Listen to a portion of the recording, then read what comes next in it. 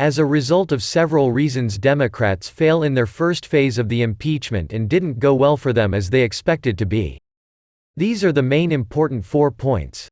Point 1. It was completely unclear what crime, much less what high crime, Trump was accused of committing.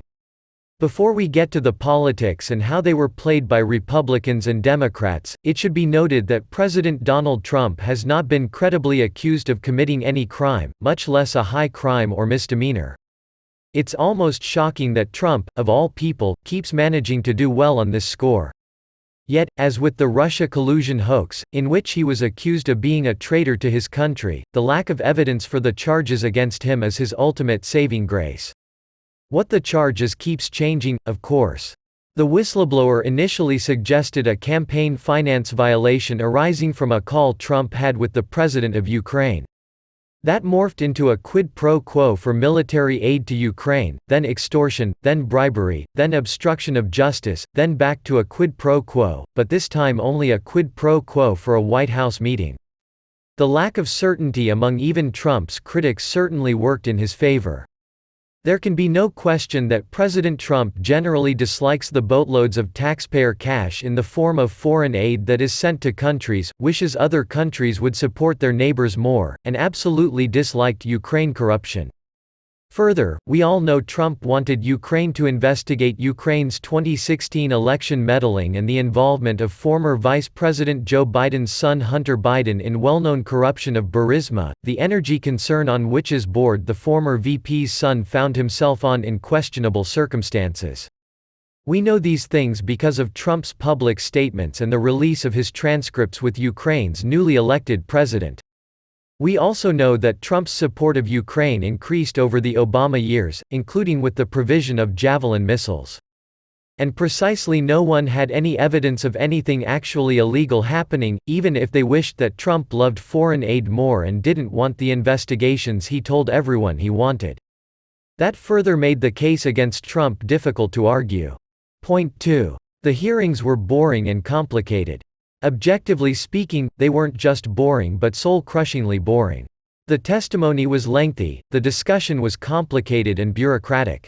The questions weren't particularly interesting and the answers they elicited weren't particularly compelling. You can complain all you want about the fact that they were boring, but they were boring. Media outlets did all they could to bolster Schiff's show and ran the impeachment hearings non-stop, as if Schiff's inquiry had a legitimacy it never quite managed to earn on the merits. But instead of viewership increasing over time, it decreased. Reporters kept deleting their tweets because they were getting facts about the hearings wrong. If reporters who were paid to follow the hearings weren't able to keep details straight, what hope was there for normal people who have real lives and better things to do than watch hearings all day? Point 3. Adam Schiff lacks credibility. Democrats didn't want Representative Jerry Nadler chairing impeachment since he had so completely botched the initial impeachment effort that was the Robert Mueller probe. Any chair worth his salt would have investigated whether star witness Robert Mueller was fit to answer any questions, much less the questions needing careful handling for an impeachment probe given the failure to find treasonous collusion with Russia to steal the 2016 election. Instead, a seemingly confused Mueller destroyed the chance of convincing the country that he had run the probe that bore his name and had morphed into an attempt to nail Trump for vehemently fighting the false charge he was a traitor. A few other mistakes by Nadler meant that Speaker Nancy Pelosi gave Schiff the gavel for the big show. Schiff had run the Democrats' efforts in the Russia collusion conspiracy they peddled for several years. During that time, his team leaked like sieves to compliant media outlets such as CNN and falsely claimed for years to have secret knowledge of Trump being a traitor who had colluded with Russia to steal the 2016 election. With compliant media outlets, again, he tore down Republican members on his committee and their efforts to get at the bottom of the Russia collusion theory. When it came time for impeachment, he followed the same pattern, leaking to the compliant media selected excerpts of transcripts to paint a false narrative. But this time, it didn't work nearly so well. For one thing, the complexity that he weaponized so successfully in the Russia hoax didn't work with the public.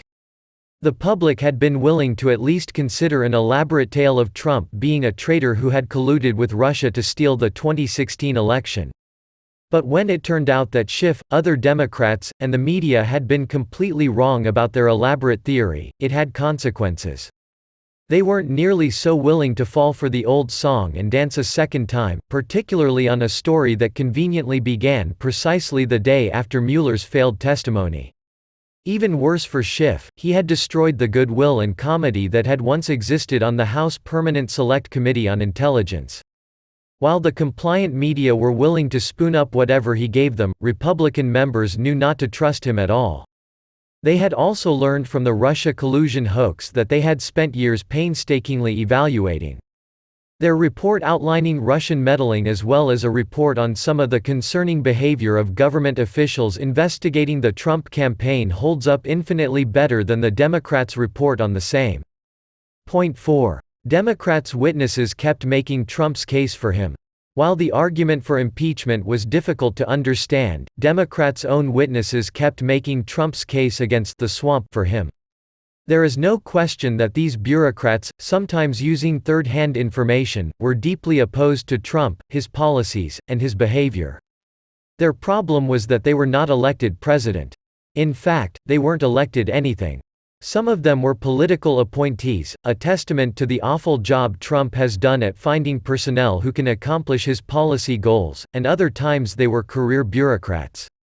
The resistance has generally had a difficult time with this issue, but the proper way to litigate political differences is not with the 25th Amendment, threats to the Electoral College, leak campaigns, spying operations, or impeachment proceedings, but at the ballot box. At no time did any witness make an effective case for anything other than, at best, a trip to the ballot box. In part because Schiff and his team seemed confused about what case they were prosecuting, questions to witnesses were almost always leading, but never focused on a particular or consistent goal.